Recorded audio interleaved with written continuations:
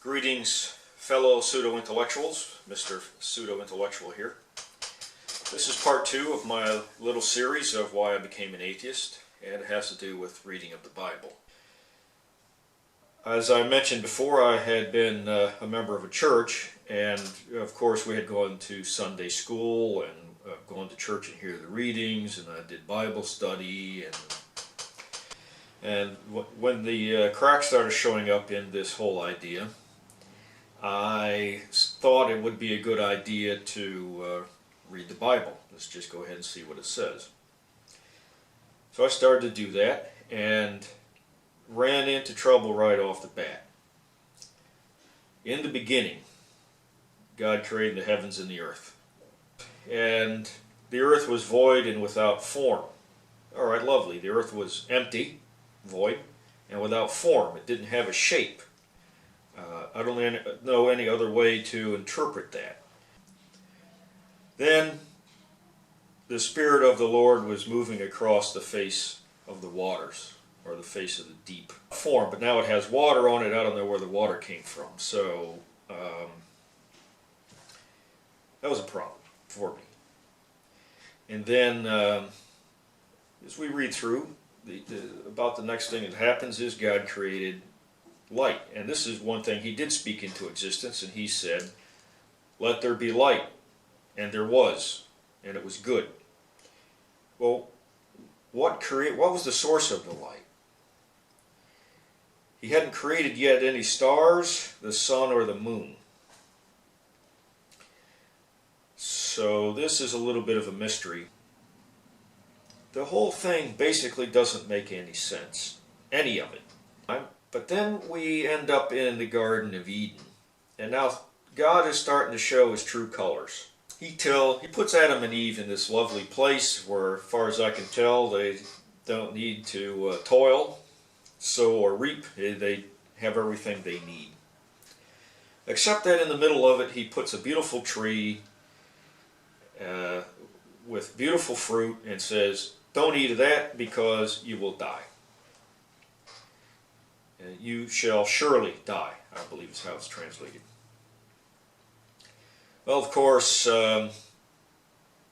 Eve is monkeying about this tree for some reason, and the snake, who I believe is Satan, of course, comes up and says, "Well, no, you're not going to die. If you eat the fruit, you're going to gain knowledge of right and wrong, good and evil. You then will be like gods. You will be like them," which I find interesting because he's referring to, most of the time it's in the plural, so even God and Satan are referring to more than one. But in any case, what do you have? Well, you have, back up. What happened was, of course, Eve ate the fruit. Did she die? No, she didn't die. It wasn't poison. So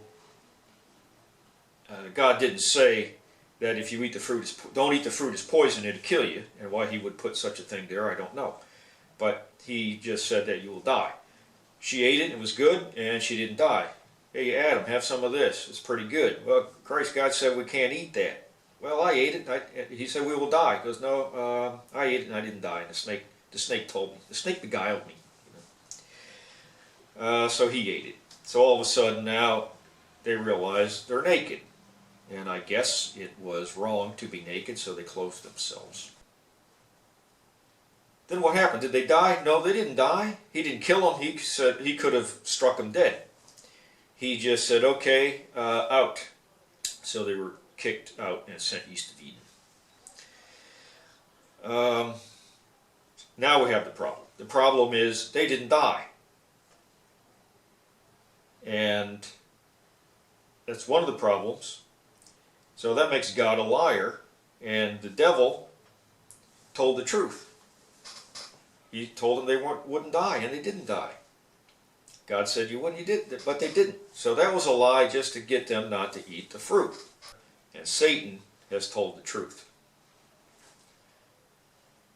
Now, move on to the next little Bible story that will turn you into an atheist, which is the story of Noah. God somehow decided that the whole world was evil and that he would kill them. And he didn't just to kill them and declare them to be dead. He did it by a flood, the most horrible and heinous way to die. So God is starting to look like a real bastard. He lied, and now he is going to commit wholesale genocide because he doesn't like the way people are acting, and he is going to kill them all. Babies, unborn, and not only that, all the animals, all the little puppies and the little kittens, and everything except for the breeding pair that Noah brings onto the boat. We move on to the story of Abraham and Isaac. God demanded, just to prove his Abraham's faithfulness, and ordered Abraham to kill his son. How immoral can you be? Not only on the part of God, but on the part of Abraham, on the part of the followers of the religion. God said, I want you to sacrifice your son and make him a burnt offering.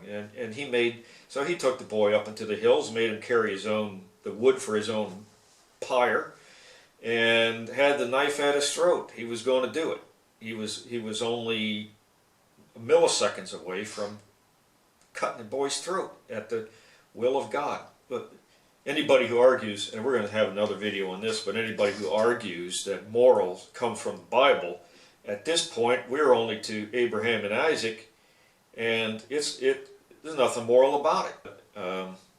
Finally, it comes to the story of Job. Satan tells God that if Job, his faithful servant who's rich and has a wonderful family, if God was to take away these things, then Job would forsake him. Now God's at a little moral crossroads. He could say, you know what, maybe he would, maybe he wouldn't, but he's always done everything I wanted him to do, and I've rewarded him, and I'm going to continue to reward him, and I'm not going to arbitrarily punish him. No, he doesn't do that. He says, nah, he'll still follow me. So basically, God kills his whole family. I think he kills his servants, he kills his animals, he takes all of his stuff, and he covers them with boils and illnesses. And Job is beside himself. He doesn't know what to do. He says, I've always done everything that I'm supposed to do. Now God has taken all this stuff from me. And in any case, in the end, Job maintains his faithfulness. And all that's happened is God has basically destroyed the family. Job is able to get back, make a new family, I guess, but everybody else is dead. So, devil didn't kill him.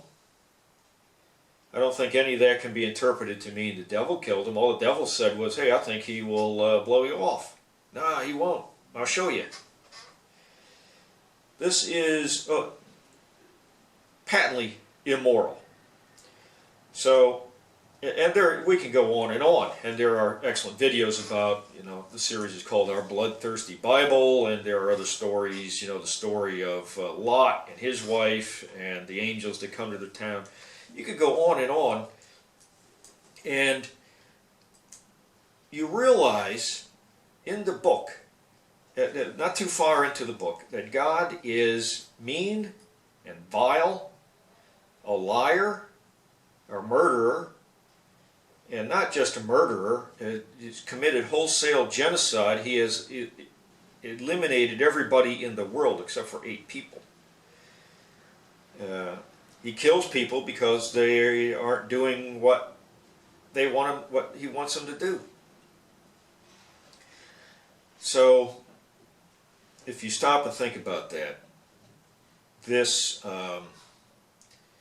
God is no different than any other God. And the more I read it, the more I had the impression that, in fact, he was one amongst many, but trying to be one for these people, which to me shows a mind or a group of minds making this up in the context of monotheism, pantheism, many gods, and trying to get it down to one for some reason. Interesting to speculate about why that would be, or were they trying to consolidate their power? If there were multiple gods, then how could they hope to focus their power and attention and authority into all of these gods? So actually that makes sense. If you were trying to control a people, it would be easier to have one God, and then you are the absolute sort of voice of that one God. You don't have to worry about these other gods, and half the time they're scrapping with each other and having sex and whatnot. So you know, the more you read that, the more you read of it, the more you come to that type of conclusion. So the next time I will probably talk a bit about evolution. In the meantime, take it easy. Ciao.